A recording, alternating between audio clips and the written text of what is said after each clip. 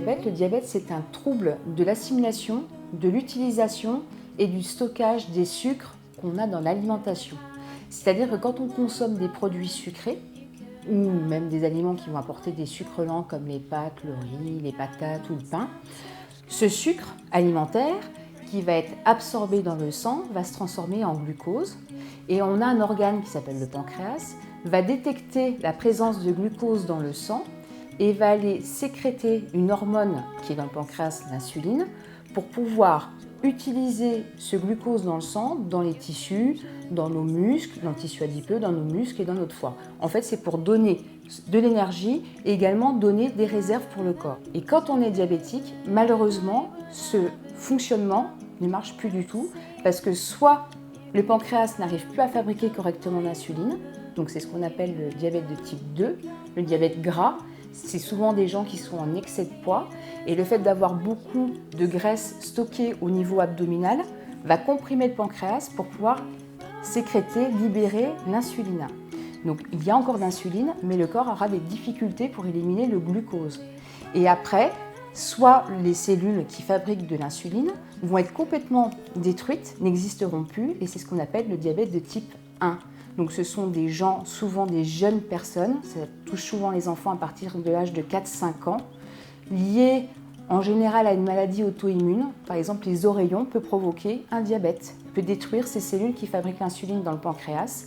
Et là, pour le coup, les gens sont obligés de s'injecter de l'insuline pour pouvoir redonner au corps de l'insuline, mais de façon artificielle.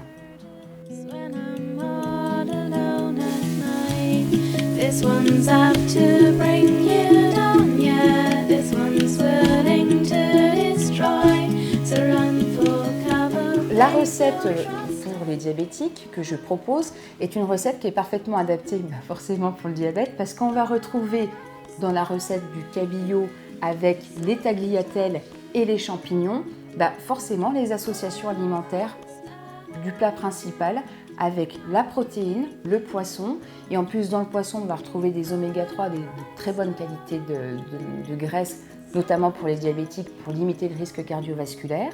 Donc nos féculents, les tagliatelles, où on va les faire cuire bien al dente pour que ça reste bien un sucre lent et que ce sucre puisse diffuser tout au long de la journée sans perturber les glycémies du patient diabétique. Et les champignons, ce sont des légumes, parce que beaucoup de gens me disent mais c'est pas forcément des légumes, ce sont des légumes, donc effectivement on retrouve le trio protéines, sucre lent et également légumes.